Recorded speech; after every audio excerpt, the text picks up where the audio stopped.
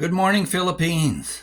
Like many of you, I've been following the recent kidnapping of Elliot Eastman in Mindanao, but this whole thing has got me having more questions the more I dig into it, and some of my apprehensions are laid out here in this video. Please watch the end and make a comment on how you feel about these things.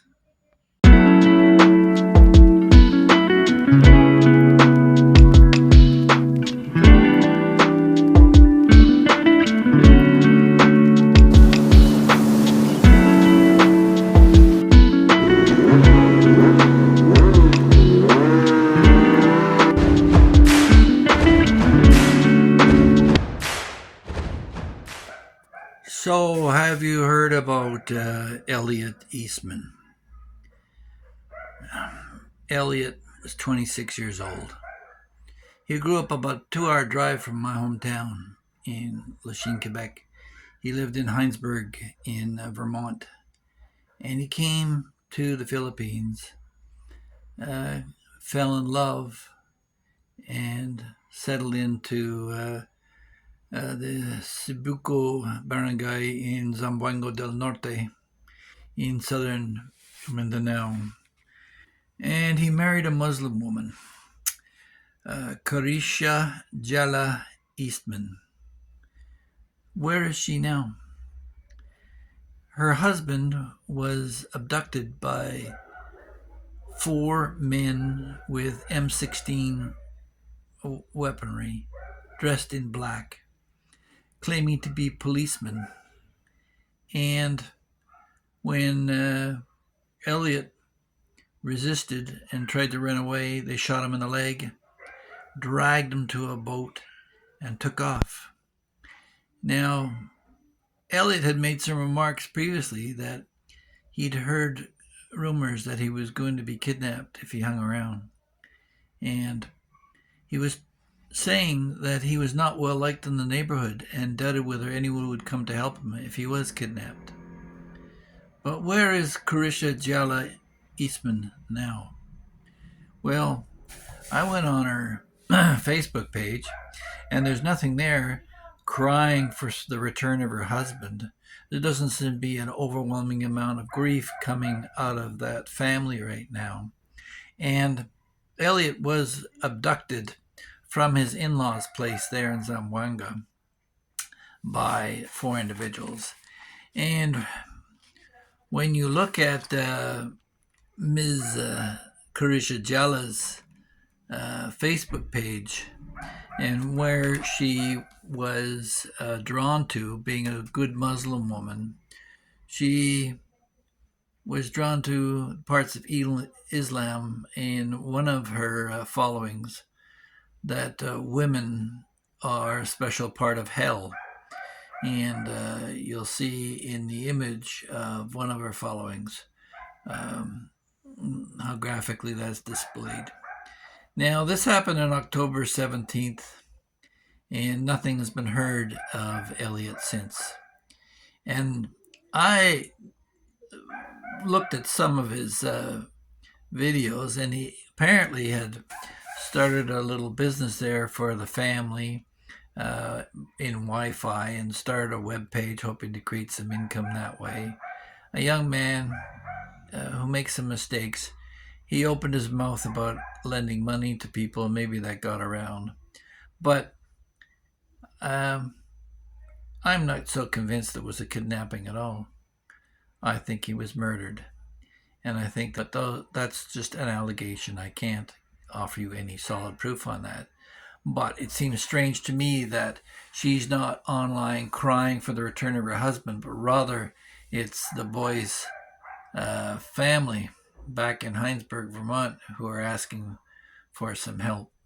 And American federal agents are being sent in to investigate.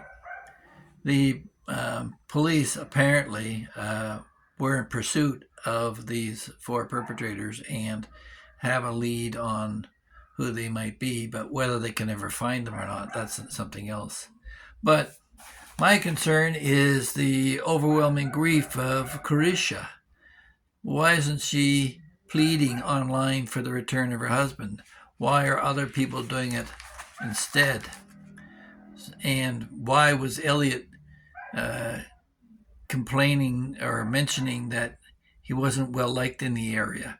He didn't even speak the language of the local people, so how would he know this except through his wife, either through translation or maybe it was a fabrication of her own mind? So this is the red zone of Mindanao, where Abu Sayyaf and the Mindanao Independent Liberation Front, the MILF, and the NPA, they all are separatist organizations that could have possibly kidnapped him. And the police have gone around saying that if you're an American or foreigner, you should get out of that area and move to a bigger center where you might have some more protection. But they also comment that this is because it's election time next May, and it's expected that there'll be teams of kidnappers going around trying to secure ransoms so that the MILF can use it to fund their election campaign in an upcoming Philippines election in May. So, but I'm not so convinced.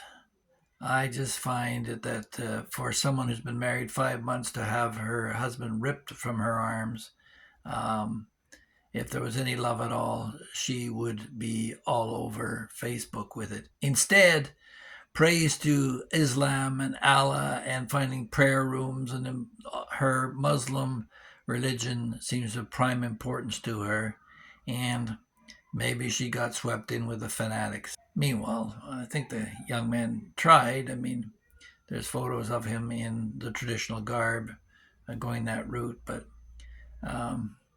he'd also expressed that he'd had about enough and was thinking about going back to Vermont or traveling to another part of the world, that he didn't feel welcome there at all.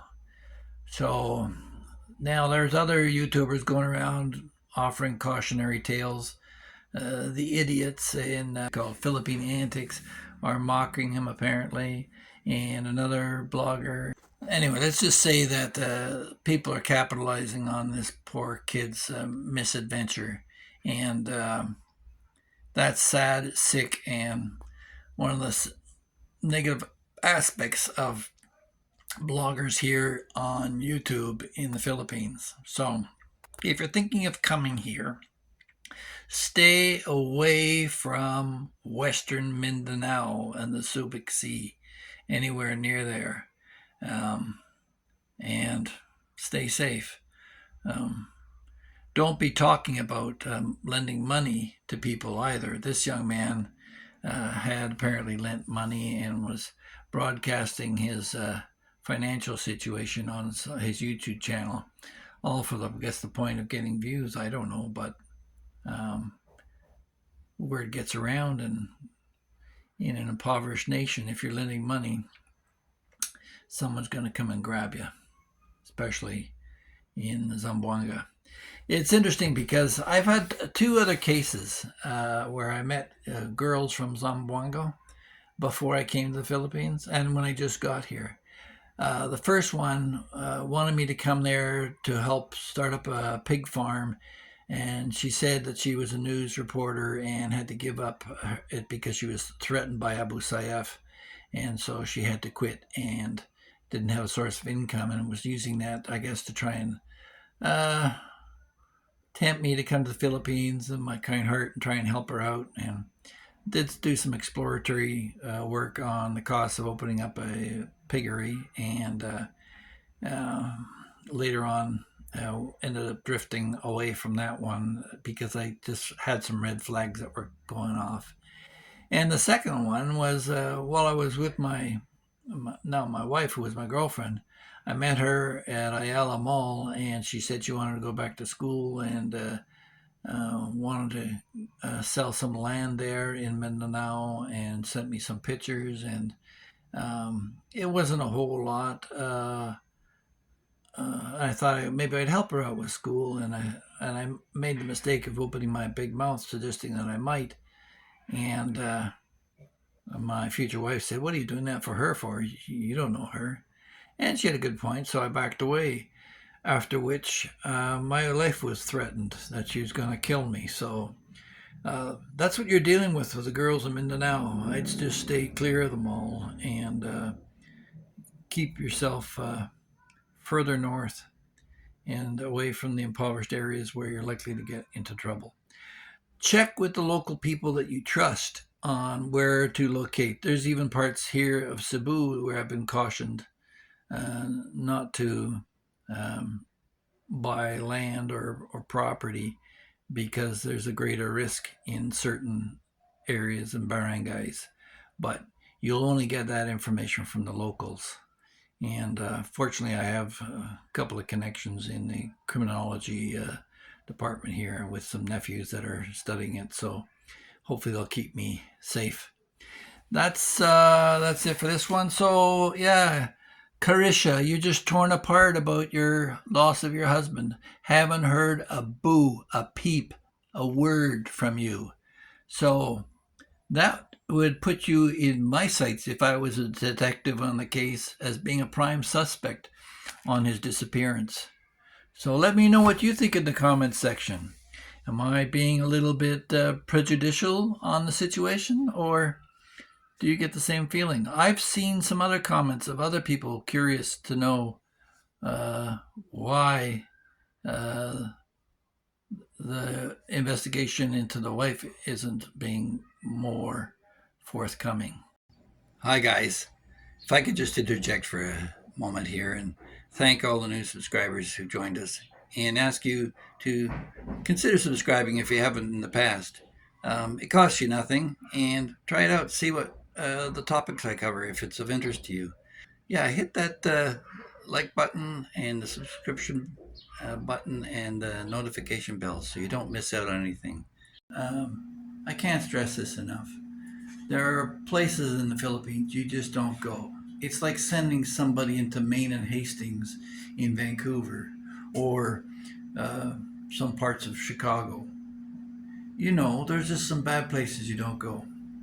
Now, sad to say, this young fella is just a young blogger starting out. I think he was 26 years old.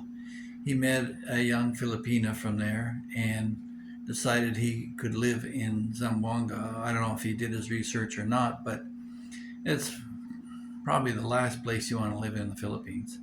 And what was the reason for the kidnapping, too? That's another point that comes up.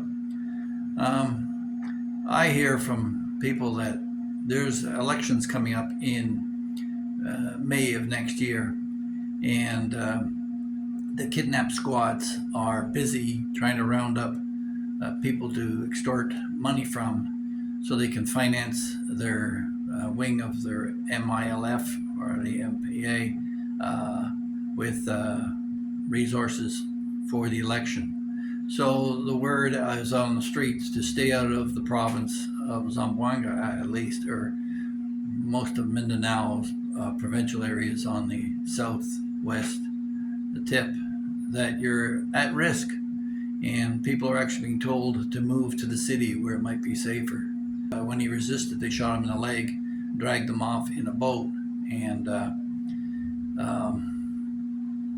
some of the officials unofficially are saying that they don't hold out much hope that he'll ever be found alive again. The chances of kidnapper dropping him off at a local hospital or giving him the medical care he needs after a bullet wound, it's just probably cheaper, fast, and dirty to throw him over the side of the boat with an anchor and let the fish do the work. I certainly hope not. I mean, our prayers are with his family on this, but I don't want to hold up any false hope. When two Canadians were abducted a few years back, they found their heads chopped off and tossed into a town square in that area of the Philippines. So do your research when you come here. But this young fellow has been married and living here for only 5 months. And sadly, to see he's been kidnapped. So do your research when you come here and find out where the safe places are to stay and what time of day is safe or not. But Certainly, I wouldn't want to be dating any girl from Zamboanga anytime soon if I were an expat. And to the Philippine people, this is directed at you. Those of you who are thinking of taking a shortcut in getting rich quick by abducting someone, you're making a fatal mistake. Because for your society, if you love your country, if you love your family, we come here, many of us, we build homes. We hire Filipinos, give them work, give them a future, get them to develop skills and opportunity. And what do you think happens when you take off with one of us into the jungle? Yeah, you might get a few million pesos for yourself in the short term, but that just wipes out any tourism that want to be visiting your area of the country and spending money, and you're going to be losing billions of pesos in tourist dollars when people decide, no, I won't go to the Philippines this year. I'll go to Vietnam, I'll go to Thailand, I'll go somewhere else where there's less of a headache. And this is a real public relations fiasco for the Philippine government and egg on their face. They just went through the whole Chinese spy thing with the pogos and the gambling and all that's going on. And bad enough that the Chinese are threatening with invasions of Philippine territory. So the tourist industry is in disarray right now as people are freaking out. And those of us who live here longer term and have found, we hope, a more stable environment for our families, don't appreciate it. So I'm calling on my Philippine friends to do what they can to find these perpetrators, to make sure that they're brought to justice. Because the guys who chopped off the Canadians' heads and tossed them into the local village square, they were never caught, as far as I can tell. And that's been a real public relations nightmare for this country. So with that, I'll pack it in and we'll talk to you next time. And don't forget to like, share, and subscribe. Thanks. Bye.